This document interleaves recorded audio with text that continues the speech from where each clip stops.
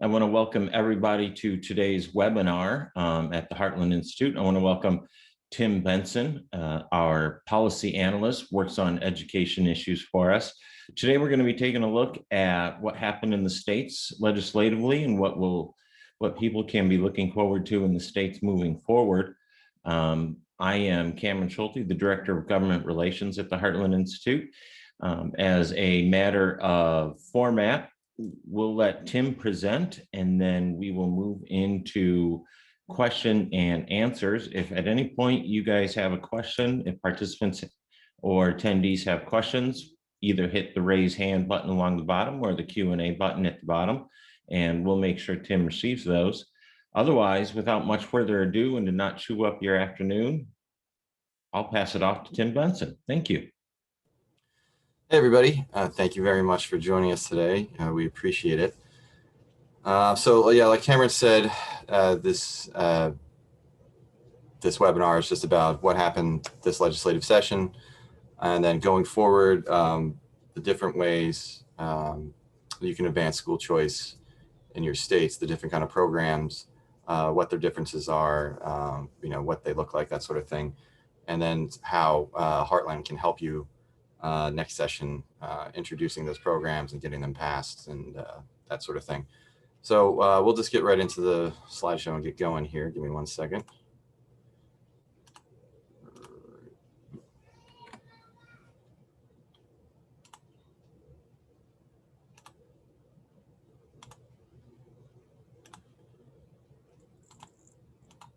All right, so again, how to advance school choice in the states. Thank you again, everybody, for joining us. So I want to start really with what the goal is of the education choice movement. It's important to sort of keep that in perspective, what we're trying to accomplish here when we talk about education choice, school choice. So the goal of the school choice movement is to allow all parents to choose which schools their children attend. Also to require that every school to compete for every student who walks through its doors. Competition is really key when it comes to school choice. There's lots of literature out there that demonstrates that competition is effective in improving outcomes at schools where there weren't many options, many different places to send the kids to school before that. So competition is key. And the goal, again, make sure every child has the opportunity to attend a quality school. Doesn't matter if it's a private secular school, a private religious school, parochial school, charter school, public school, doesn't matter. We want to make sure that kids are in the schools that their parents want them to attend, where they feel comfortable having their child attending that school, where they think they're getting the best education, where they think their child is safe, spending every day, every weekday there for 6 or 7 hours.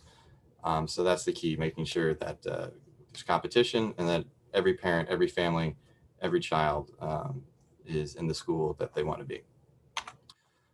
So here's just a little map. I borrowed this from the American Federation of Children, just showing the victories over the last year, or the last session this year in 2021. It was a remarkable session, unlike anything we've seen.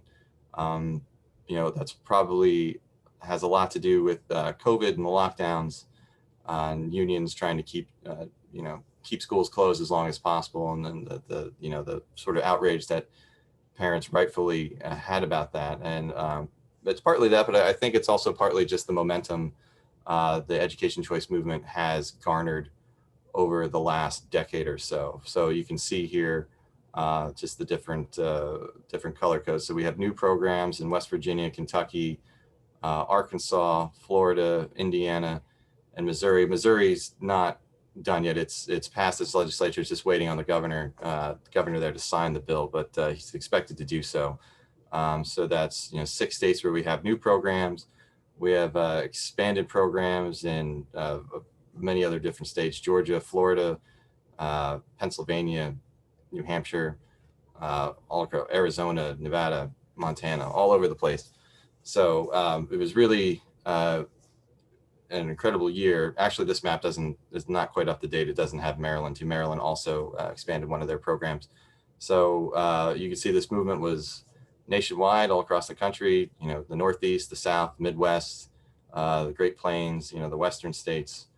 So it was really, really inspiring to see all the movement that was done this legislative session. And again, so just to show how states expanded education choice this year.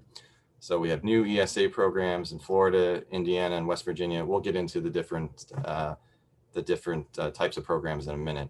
So new ESAs in Florida, Indiana, West Virginia. There's also ESA expansion in Arizona, Florida, New Hampshire. New tax credit ESAs. That's a sort of subset of ESAs that are funded by tax credits. That was a big initiative at the Cato Institute about 5 years ago, and they finally got some traction on it this year. So Kentucky and Missouri, again, Missouri pending the governor's signature, get new tax credit scholarship program in Arkansas, tax credit scholarship expansion in Florida, Iowa, Indiana, Kansas, Montana, Nevada, Oklahoma, Pennsylvania, and South Dakota, and voucher expansion, school voucher expansion in Florida, Georgia, Maryland, and Ohio. So we had a lot of movement all over the place. There's going to be a lot more kids next school year that are going to be able to be in the school where they're comfortable, where they want to be, than there were in 2021. So this was just a great year for everything that's happened.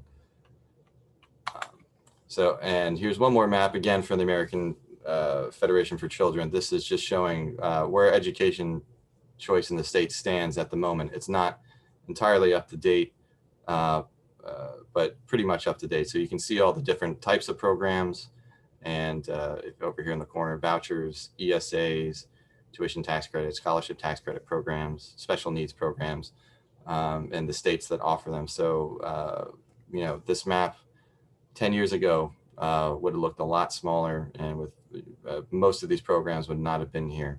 So we've seen massive growth across the education choice movement across the country over the last decade. So, and it's not just in the States either. It's even Puerto Rico has a program, DC has a program. So it's not just the states themselves. So it's still pretty impressive the last 10 years from where we stand now. So we'll get into the different types of school choice programs that you can that are available that you can potentially try to implement and try to get passed in your state. So the first are education savings accounts. This is sort of been the standard bearer the last 4 or 5 years in the education choice movement. They're sort of, I guess you consider them Vouchers 2.0. So they work like vouchers, but they offer a little bit more, a lot more flexibility for parents. So what ESAs do is they allow parents to withdraw their children from public district or charter schools and receive a deposit of public funds in a government authorized savings account with restricted but multiple uses. So they'll get the money in the account. That account usually contains, like I said, a restricted use debit card that allows parents to access those funds. And those funds can cover private school tuition and fees, online learning programs, private tutoring, educational therapies, community college costs, higher education expenses, and other approved customized learning services and materials. So they can also cover, say, standardized testing. So you can pay for the SATs or ACTs with them. And also the other nice thing about a lot of these ESA programs is how they're built in, that any money left over from the school year can carry over into the following school year. So there's a little bit extra money. And even by the time the child graduates high school, any money left over in their account after high school, they can be used for, again, higher education, trade schools, stuff like that. So currently we have 9 ESA programs in 8 states. And as you can see now, 10 years ago, there wasn't a single ESA program in the country. So Arizona was the first. That was back in 2012. It was enacted. In 2013, it went into effect. And you can see over the last decade, we've gone from 0 students in ESA programs to almost 30,000 students in ESA programs. So that's a big boost in those programs. Now, a lot of these ESA programs, like you said, there's 9 in 8 states. They're mostly small programs, mostly tailored to low-income families or families with a student with special needs. So they have limited amount of students that can make use of those. Now that's been changing the last couple of years. Florida has expanded its program significantly. West Virginia this year just passed the most expansive ESA bill in the country. So the program, West Virginia's program, is going to be huge right off the bat. New Hampshire just passed a large increase to the program as well. So you're going to see the number of students using ESAs rise even more significantly in the next 5 years easily. And then here we go. Here are the ESA states across the country. You can see them shaded in purple. So New Hampshire, West Virginia, Indiana, Tennessee, North Carolina, Mississippi, Florida, and Arizona. So again, Kentucky, I know, like I said, Kentucky and Missouri passed ESA programs this year as well, but those are a different type of ESA. So we branched them off into their own little section. So, but technically you could say there are 11 programs in 10 states now. So those are ESAs. Like I said, the ESAs have become sort of the standard bearer because of the flexibility they offer with vouchers, which we'll get into in a minute. Vouchers, basically the money is just basically given from the state to the school. You can't really tailor a child's education program with vouchers like you can with an ESA. So that's why ESAs are the most preferred, at least for us, us wonks, and the most preferred type of program, the ones we'd like to see implemented the most going forward. So after ESAs, we have tax credit scholarships. Now, tax credit scholarships allow taxpayers to receive full or partial tax credits when they donate to nonprofits that provide school scholarships. So eligible taxpayers can include both individuals and businesses. In some states, scholarship giving nonprofits also provide innovation grants to public schools and or transportation assistance to students choosing alternative public schools. So basically what this means, tax credit scholarships, people donate money to the state to use for use in these programs. And then, of course, they get a write-off of their state income tax going forward from that. And these are the most popular type of school choice programs out there. There's 25 different programs in 20 states. So this is the most numerous program you'll find. The problem is with the tax credit scholarships. I mean, they're great programs, but again, their budgeting is sort of on the whim of the people who are donating the money.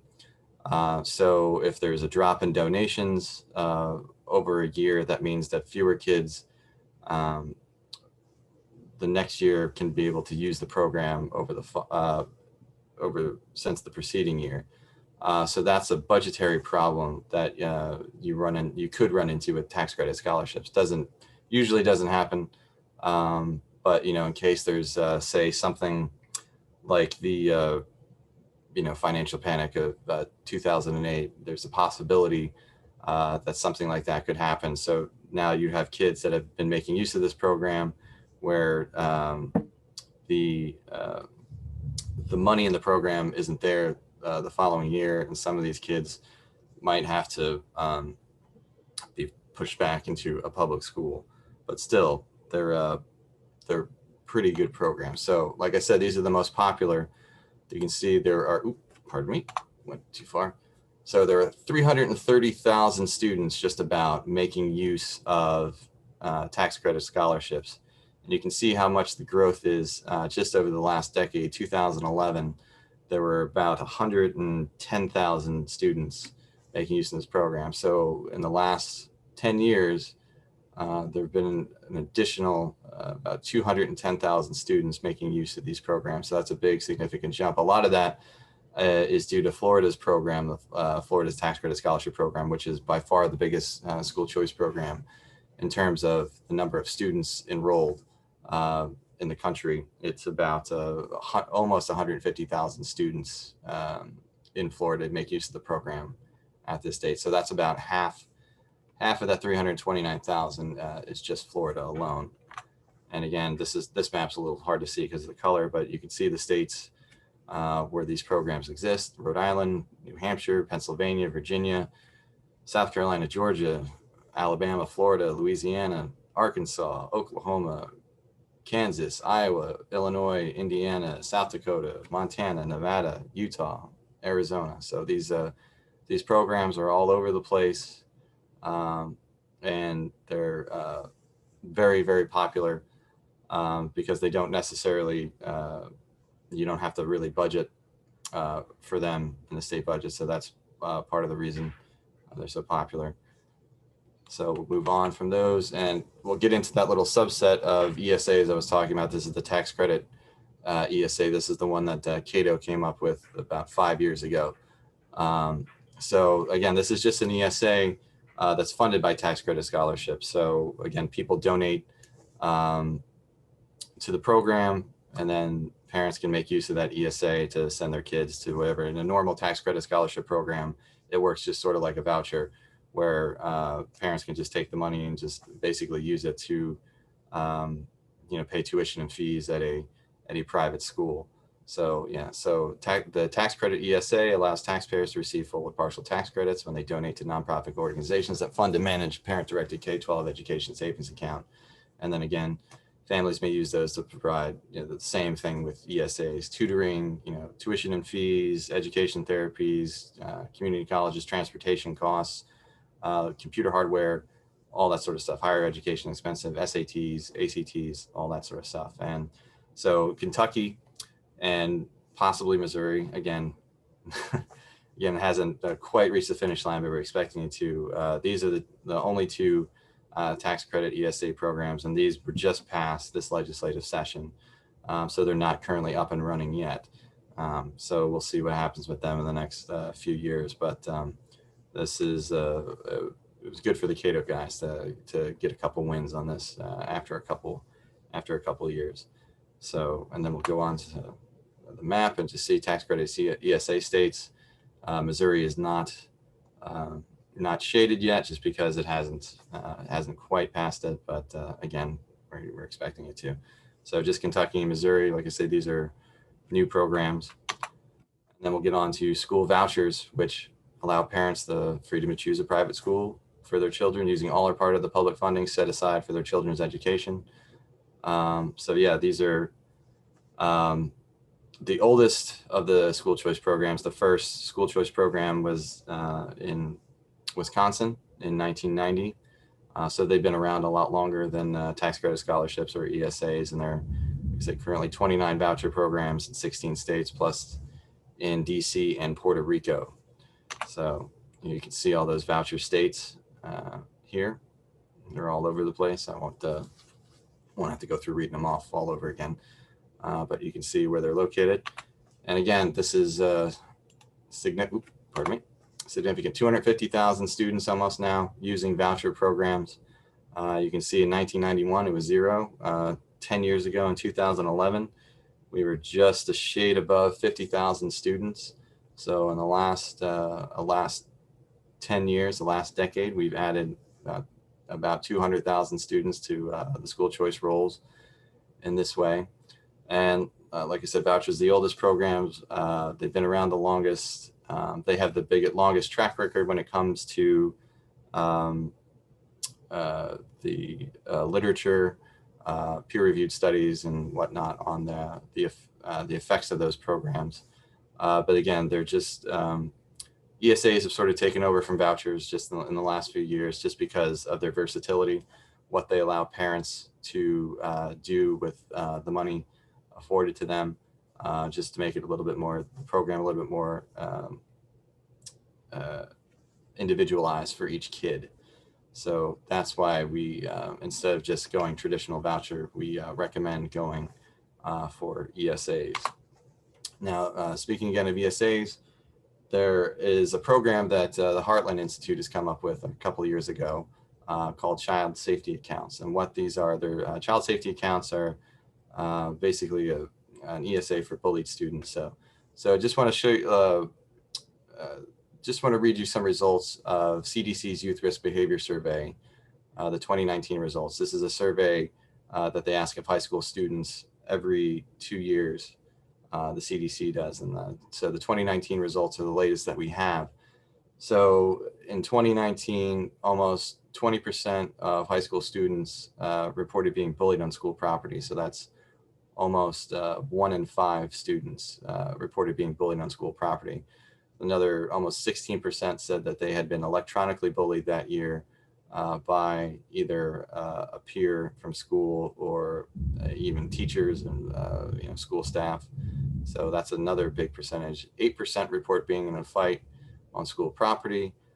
7.5% of students, high school students in America, said they were threatened or injured with a weapon at school during that year.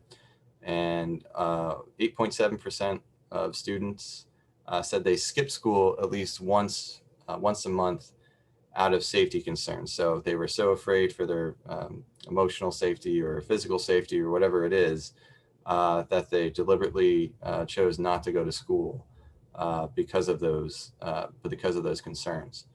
And then we see that 2.5% of students reported attempting suicide, resulting not just a half-hearted suicide attempt. This is a suicide attempt that results in injury, poisoning, or an overdose treated by a doctor or nurse. So this is a serious suicide attempt. So 2.5% of high school students across the country in 2019 reported attempting suicide in a serious fashion. So clearly, we have some sort of a problem with there are many kids that don't feel safe in the schools where they are attending and the public schools where they are attending, where they're forced to attend, where they can't get out of. The ESA, the Every Student Succeed Act, which was sort of the law that was passed in the Obama years that overtook No Child Left Behind, that law allows students who are attending a school that is considered quote unquote persistently dangerous. Those students can transfer from that school into another public school if need be.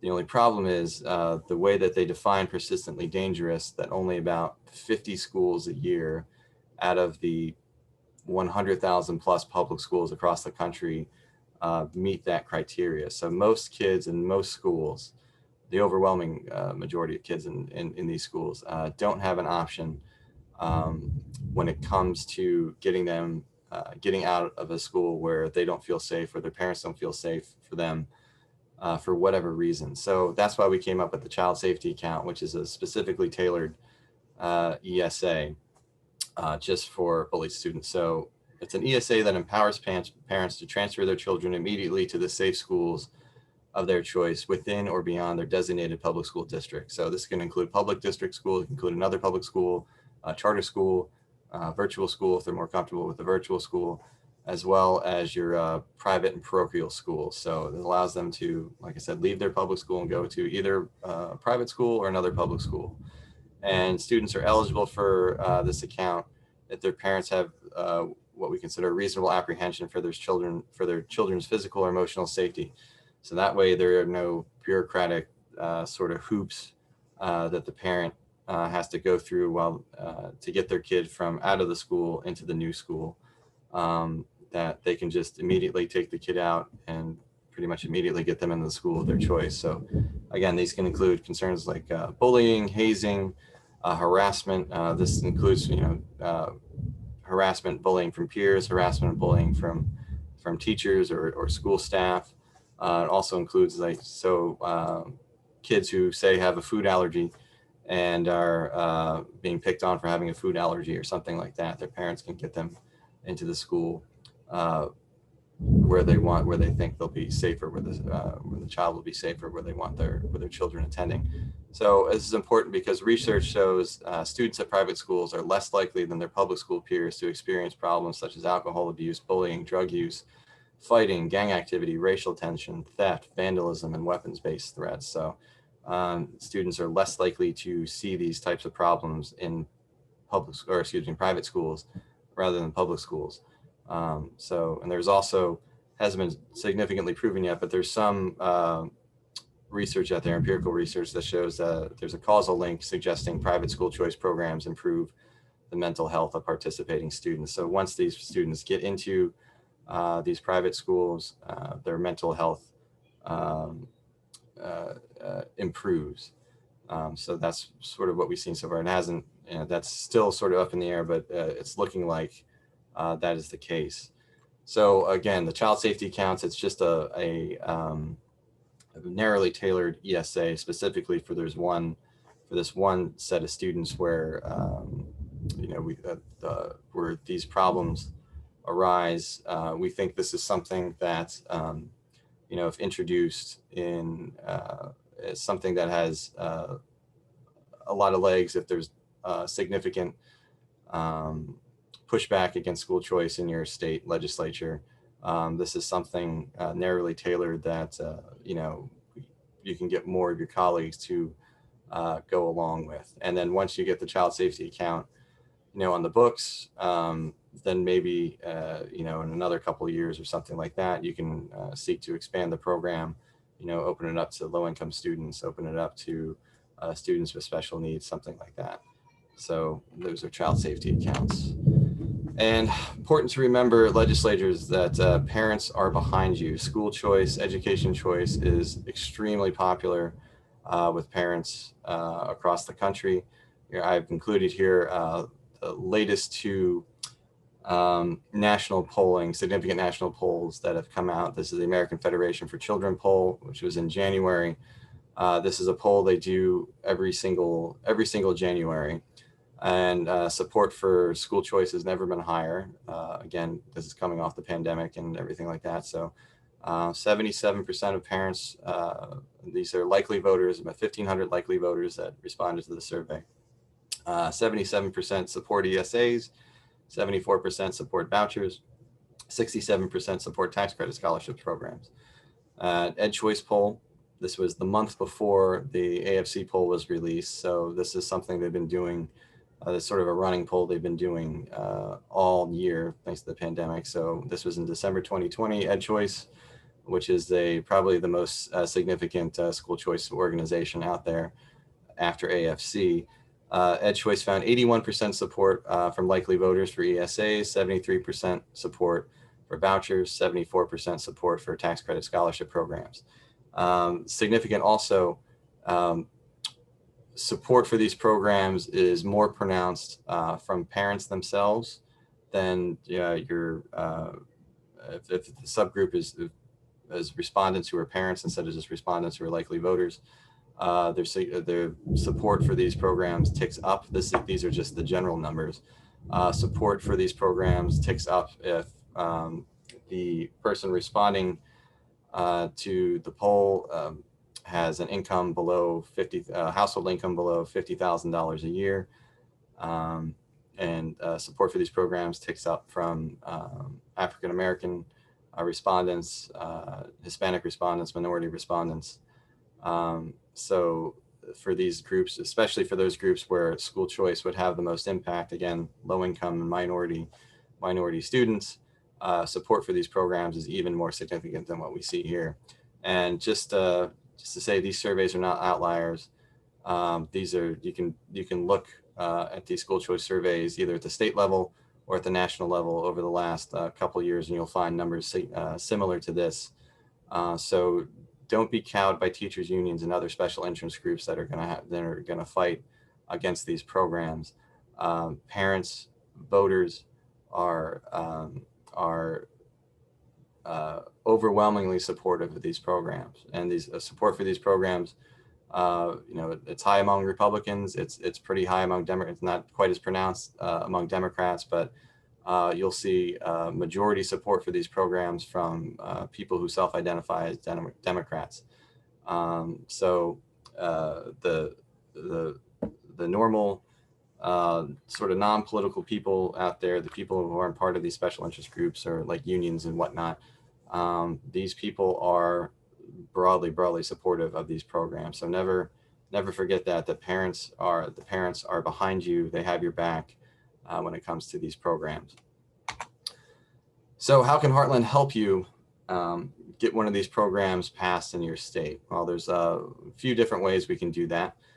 We can help you with crafting legislation, so we can figure out what program is the best fit for your district and your state. Obviously, you're going to know much better than we are what things look like on the ground in your district and your state. But when it comes to figuring out what kind of program you think would be best to try to move across the goal line, whether it's an ESA, whether it's a tax credit scholarship, whether it's a voucher, whether it's one of those programs that is universal, open to all children, or something more narrowly tailored, open to lower income children, or children with special needs, whatnot, or a child safety account, something like that.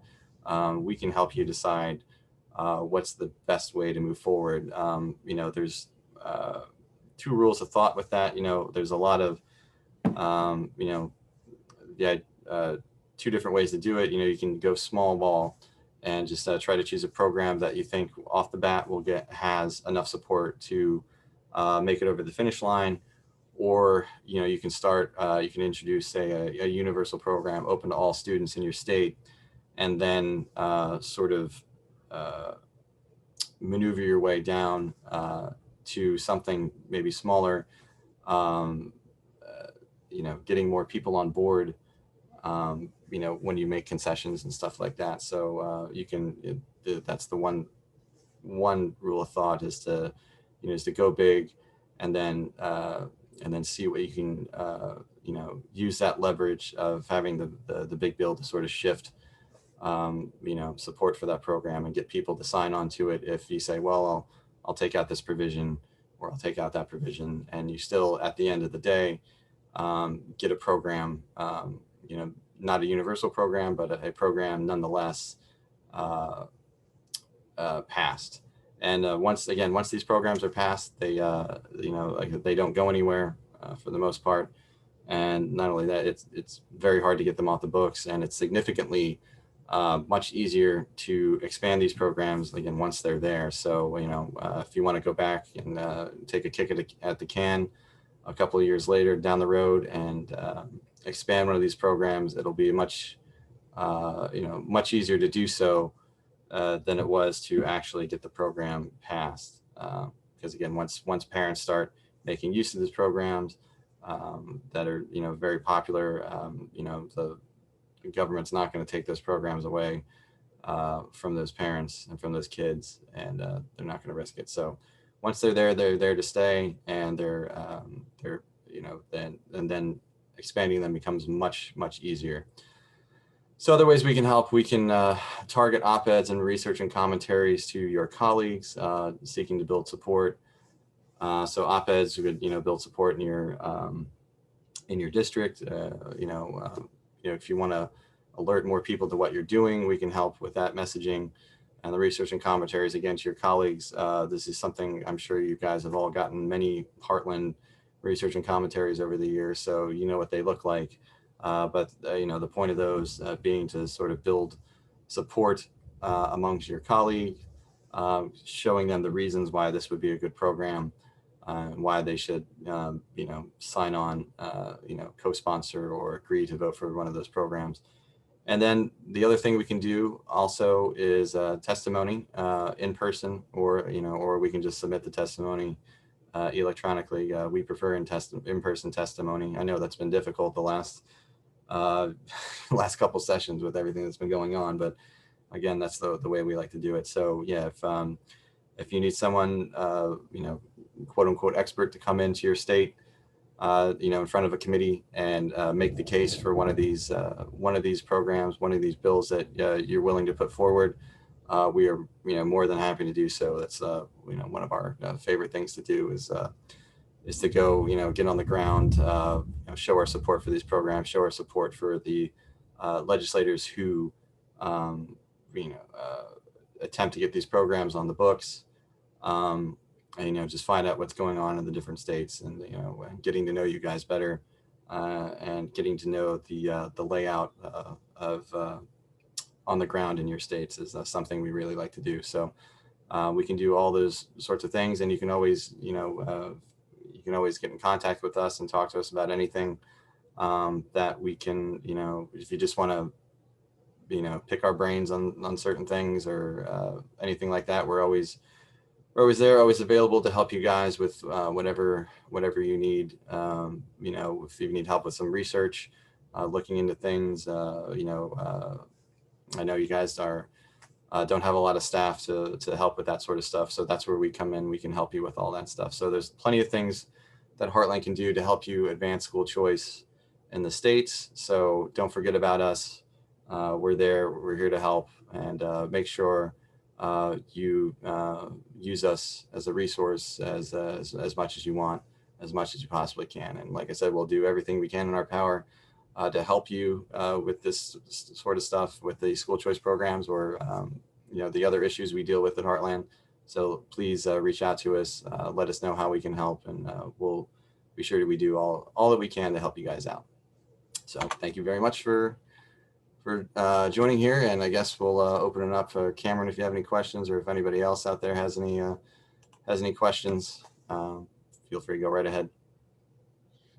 Tim, I did one great presentation, by the way, always a great job. And it's always nice to recap some of the things that have been going on in the States. We get so busy on other issues that it's a good refresher of the good things that are going on in the States. And sometimes they fly under radar and we don't get to acknowledge legislators that work on these issues. So to those legislators that do work on these issues, I'm very thankful for the work that you do. I did have a couple questions that I wanted to kind of bounce off you, and maybe might be bouncing around in the minds of some legislators on the call or who will watch us after the fact on our YouTube channel. One of the things that we hear is that opponents often cite or claim that voucher schools or charter schools don't do statistically better or substantially better than government-run schools. How can a pro-education choice legislator respond to such criticisms as they start to build support for their legislation? Well, the one thing is it's easy to shoot that down just because there's plenty of empirical evidence showing that school choice programs have a positive effect on student test scores, on student attainment meaning that they go along farther in their academic career than their public school peers. They're more likely to graduate high school, more likely to go to college, more likely to graduate college, that sort of thing. There's dozens and dozens, probably there's got to be at least 100 studies on this, that these programs do those things that are they're more cost effective than public schools. They achieve these results with doing so with fewer resources, less money.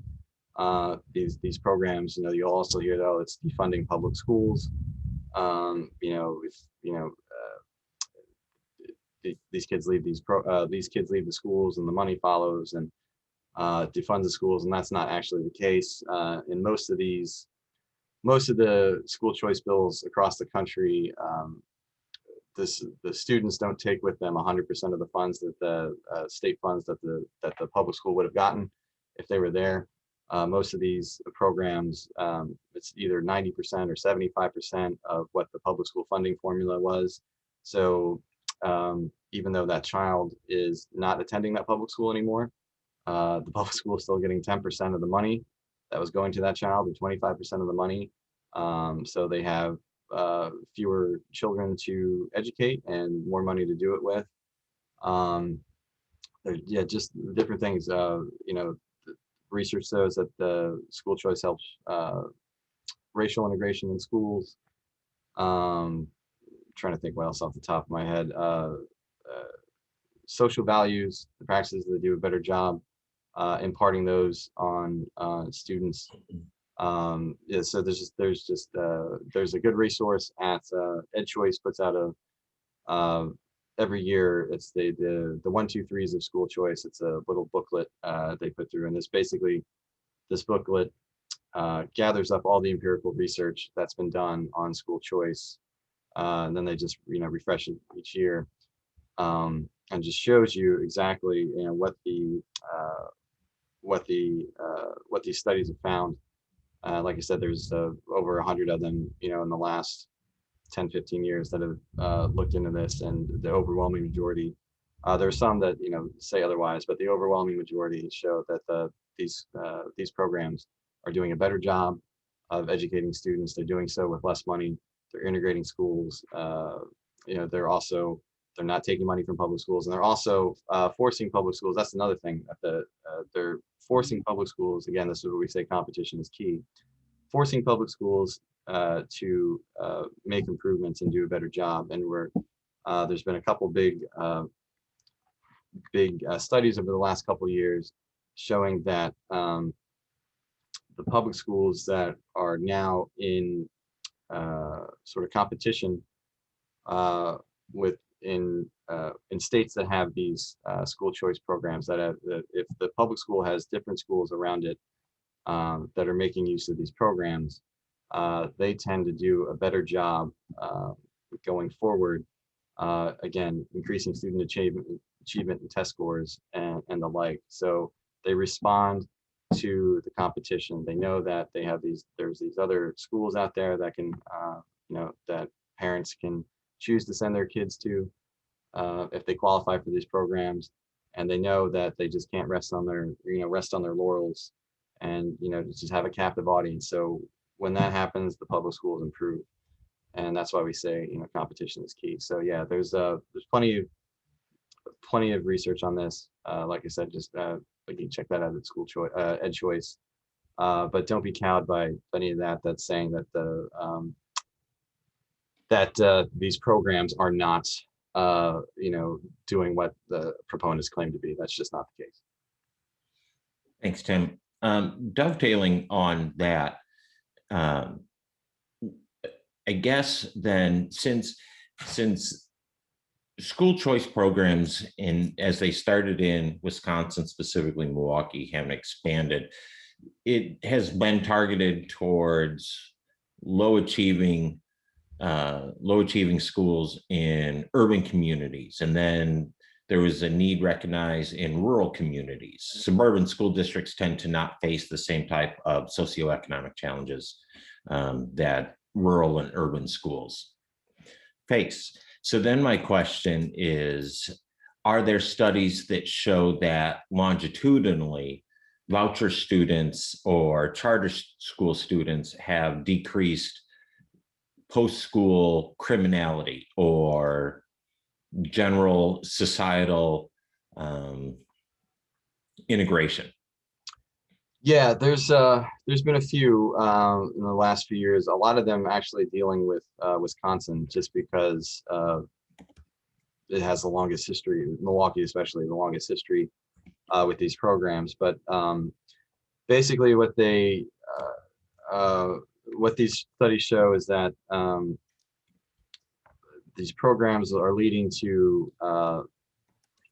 less criminality in these communities because they're keeping more kids in school. More kids in school means fewer kids getting in trouble. So it's not only is it keeping crime down, it's keeping costs down for these cities, because crime, obviously it costs money.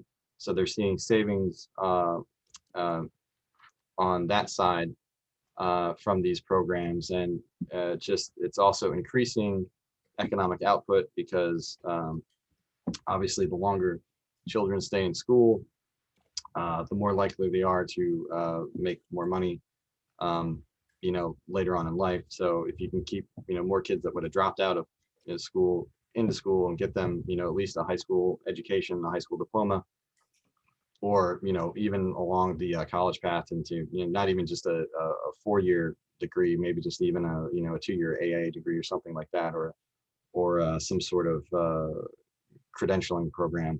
Obviously then they have higher earnings than they would have if they would have dropped out of school long ago without these programs. So there's the University of Arkansas does a good job with this. They have a sort of a work group there that does a lot of empirical research on this question, a lot of the school choice questions, and they looked into this. And so from what we've seen, that this is something that's just come up in the last like 5 or 6 years or so. We've seen a few studies on this that yeah, it's lowering crime rates just to a degree, and obviously increasing economic output and decreasing costs to these cities. So yeah. Thanks, Tim.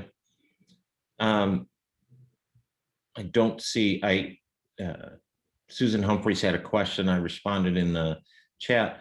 One question I did as a follow-up to something you talked about was TCS, the tax credit scholarships. How can legislators build a program that hedges against reduced funding? Well, you kind of, that's a good question. I don't know.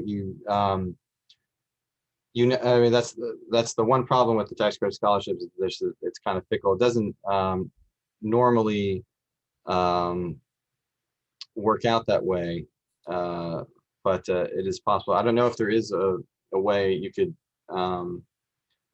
unless other than putting something into the bill that if there's a decrease in donations from one fiscal year to the other, that the state will step in and cover the cost, or cover whatever the budget up to the budget cap. Say there's a state that has a budget cap of $50 million, and then 1 year they got up to the cap, and then the next year something bad happens, economically or something like that, and they only get $45 million or $40 million in donations. Then the state can come in and budget $5 or $10 million to meet up that shortfall, from that year. That's one way to do. That's probably about the only way I can think of. You can actually do it that way without, because everything else is just sort of left up to chance, so you never know. But that would be the one way to do it, I would expect.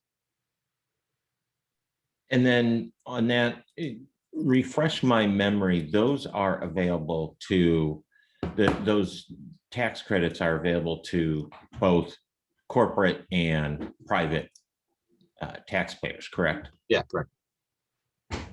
Okay. So it can be, like I said, it can just be an individual donor, family, any kind of business. It doesn't have to be,